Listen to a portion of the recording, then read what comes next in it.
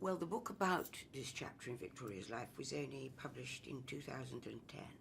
I don't think many people knew about this episode at all. And when I played it 20 years ago, I didn't know at all about it. I just knew about her life and love of Albert, and then his death, and then the comfort she found in her relationship with John Brown for 4 years, and then he dying. I didn't know beyond that about this at all. This portrayal of Queen Victoria shows her to be inquisitive, passionate, and even a little rebellious, which is not the conventional picture. Can you talk about these qualities? Well, I think there must be many things we don't know about somebody very much in the public eye. We presume things about them, and we presume a lot of things about Queen Victoria. You know, she's got all those huge statues about her looking very regal, and we know that famous line, "We are not amused," and we know that she had the 9 children, that she didn't get to really have much relationship with any of them, and she had so many grandchildren, great-grandchildren.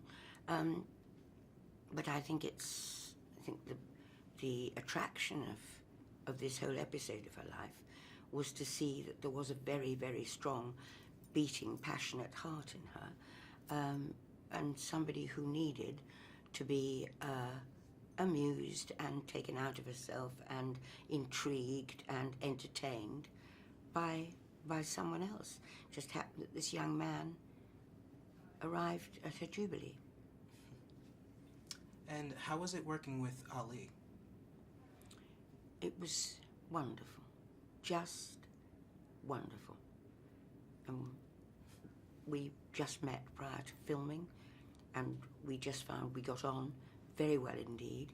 He has a great sense of humour. It's the most important thing that any actor can have, because if you can just laugh about something, then immediately it relaxes you.